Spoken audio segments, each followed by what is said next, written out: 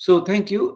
So we talked about direct allocation, and one of the things which I have mentioned in the cost accounting is that it is not just the cost accounting; it also takes revenue as well.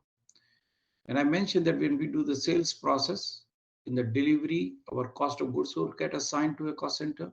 At the time of AR invoice, our revenue get assigned, so we can see both cost and revenue. I also mentioned that we can enter in the marketing document, for example, in purchasing documents or in sales document, we can enter um, distribution rule, or once we can assign the distribution rule to a GL account also. So we have both methods. So let's say in case of cost of goods sold, we can assign our cost center to cost of goods sold.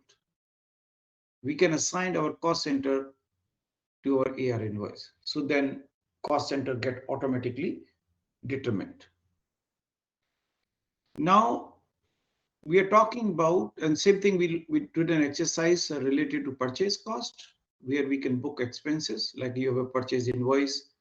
We did a journal entry process also, like when you do a journal entry and then you can assign the cost. Then we also did a goods issue. Many times what happens is that we are not buying and selling, we are issuing the material, and we are issuing the material to a specific cost center.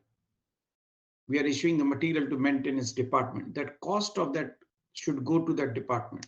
So we did sales process, purchase process, journal entry, and goods issue. So 1, 2, 3, 4 scenarios where the cost center get updated directly when we assign distribution rule, or through GL, both ways. Now today we want to talk about the indirect allocation and what is the concept of that indirect allocation is.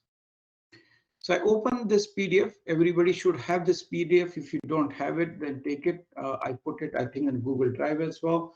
This is SAP B1 10.0 certification PDF. If you don't have it, you have it. So in case of indirect cost and revenue allocation, you can create first and foremost indirect distribution rule. So that's the important thing.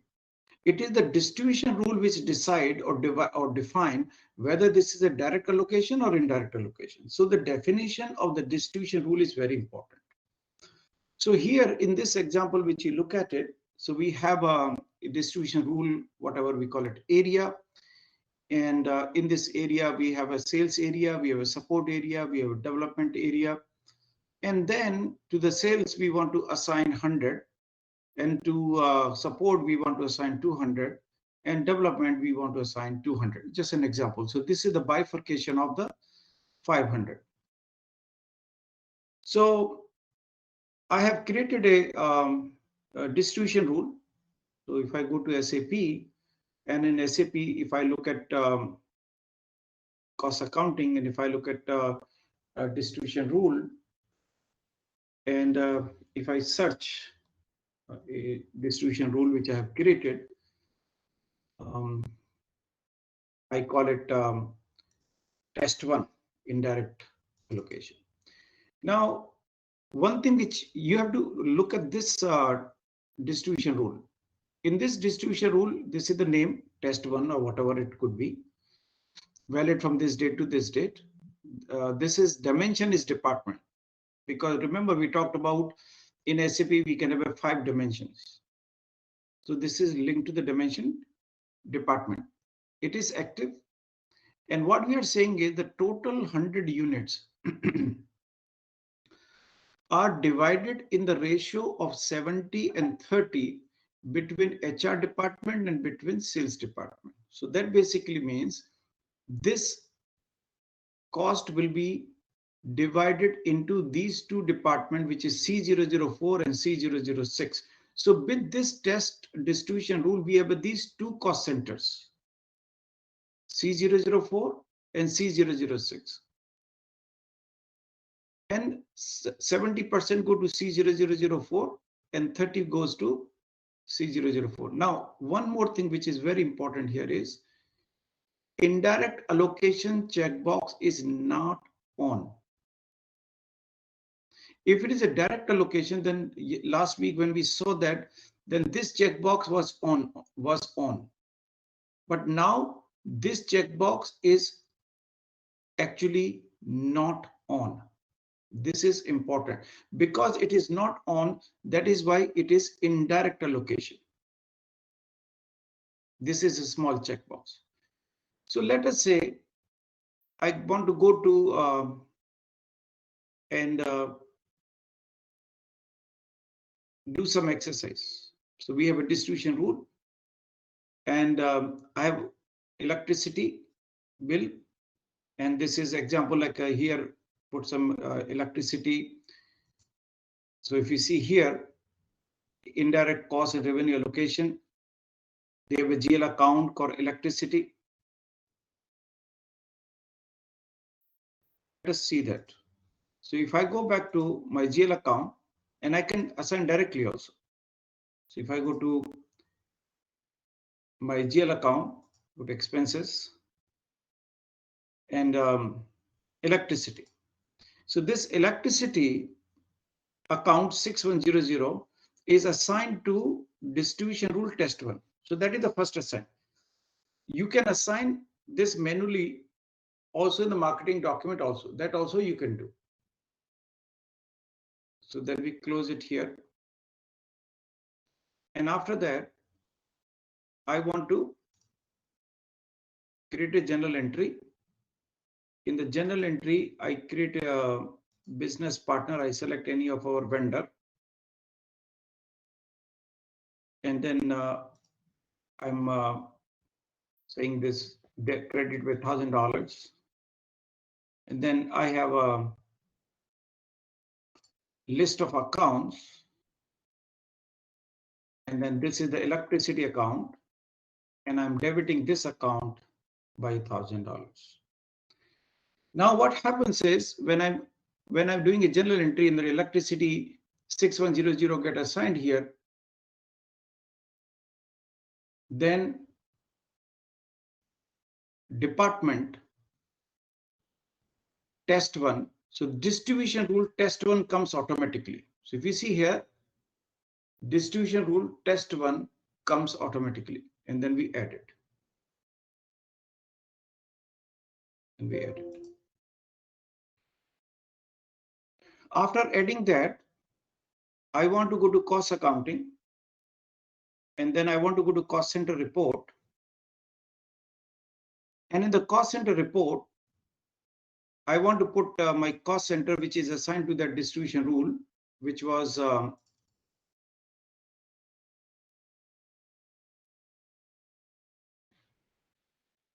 and then we hit enter. So this is account 6. This is the cost center C00, and this is important because if you see that here,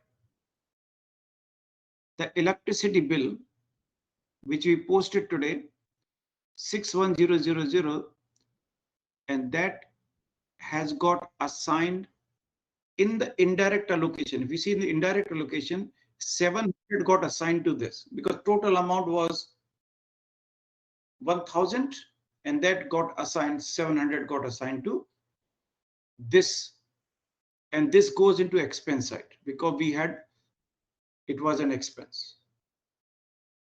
And if you go to C006, which is second GL account, and if you look at it here, and this GL account got updated with $300. So that $1,000 expense got updated, divided 700 to this cost center and 300 to second cost center, because we have a 70-30 bifurcation. And another thing is the last week which we did, it was all direct allocations. Here, there is an indirect allocation column, and this get updated in the indirect allocation column, and it goes to the expense because there's an electricity bill, so it goes into the expense side. Okay, so it goes into the expense side. So that is what we see here. And if let us say in the same way, if I want to go back into the purchase invoice, so for example, let's say I want to rather than general entry, if I want to go to doing my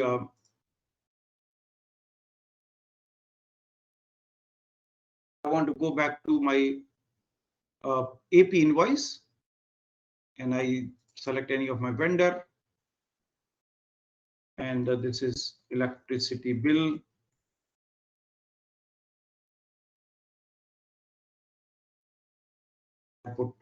I select my account here. This is my account. And then I put the amount. So I put amount, let us say 2000. I put the location,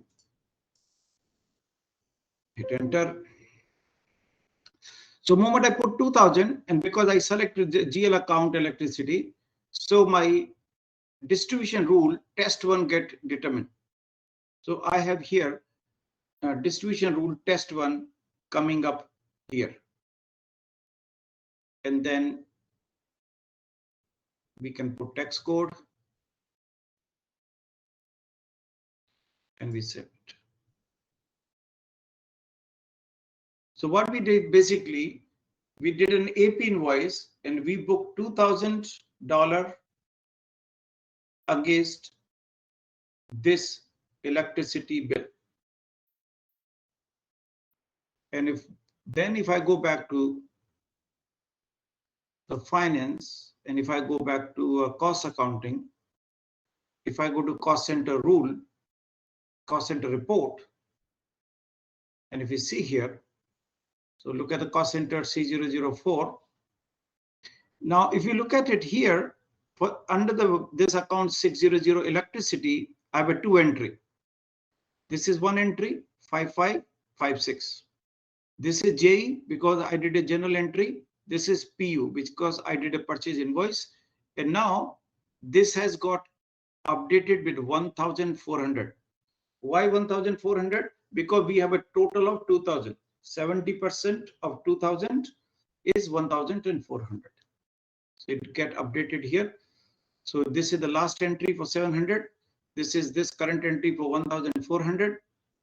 And if I have my cost center C006, and here under this account electricity, I have this one posting through JE general entry. This is another posting by PU, which is a purchase invoice. This is for $300. This is the $600. So this is falling under the bracket of indirect allocation. And now this cost has been bifurcated in 70-30 ratio and got assigned to these different cost centers in this particular ratio. Okay. Same thing we can see for C004 and C006. So that is what we have: indirect cost and revenue allocation. There is also a concept called manual entry.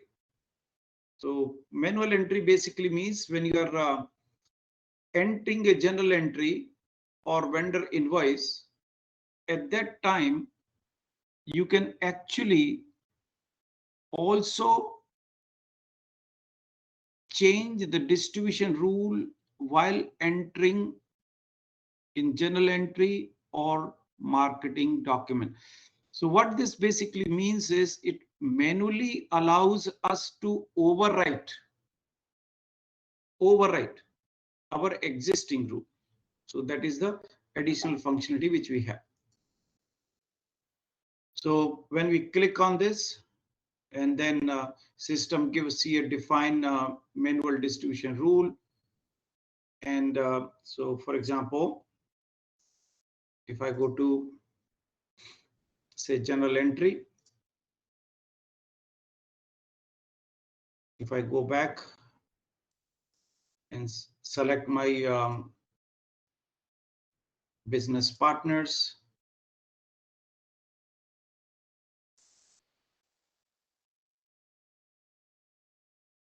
select my GL,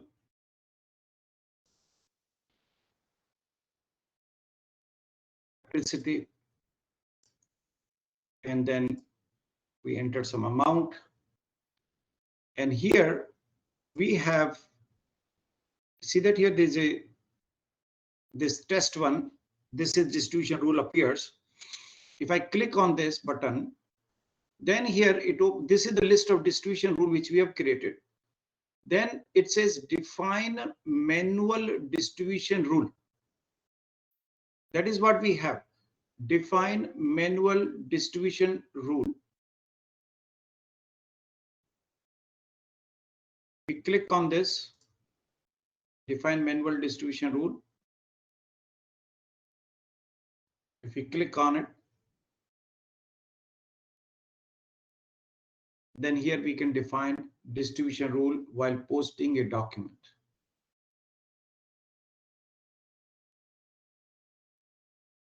That is what we can do. So that is an example of a defining manual distribution rule. Then there is another thing which is called allocation by fixed amount. This is a concept of allocation by fixed amount. So here the scenario is, let us say I have a monthly rent, and monthly rent is a fixed amount. So we are paying monthly rent, fixed amount, and then we are assigning that fixed amount to different cost centers. So that is an example of allocation by fixed amount. Now let us understand that. So I have created a distribution rule here.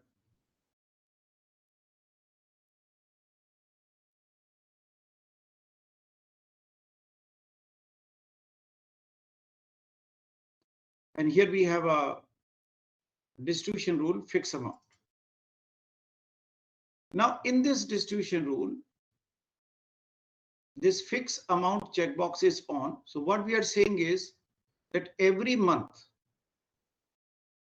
$400 get assigned to this cost center C001, and 600 rupees get assigned to this. So this is allocation of the fixed amount every time we book the expenses. That is what we see here.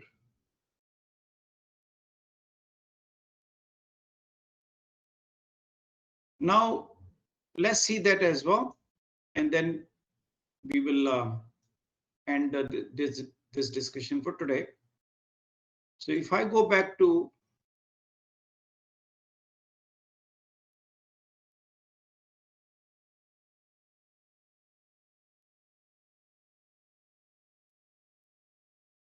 journal entry, and we select any vendor,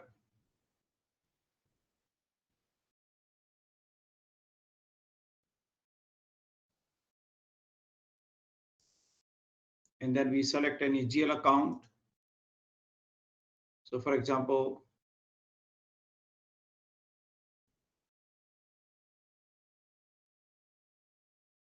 $6200.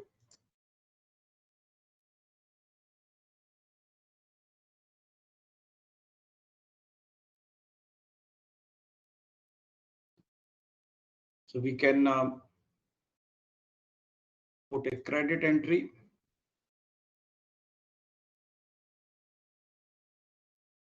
debit entry,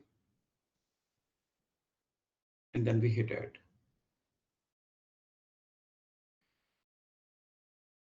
Now, if I go back and check the cost center report, I can see the allocation to those cost centers.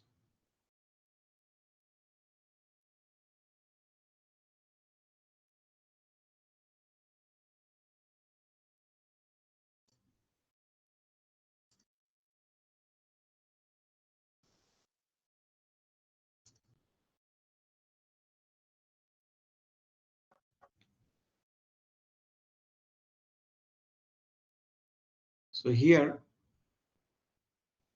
we have a journal entry and the cost has been assigned. So with that, I will end the session. Thank you, everyone. Thank you for joining. And we will continue. Next session, as I mentioned to you, I would like to do on the production module, specifically about the resourcing, bill of material, and production. Okay. Thank you very much. Yes, sir. Thank you, sir. Thank you, sir. Thank you.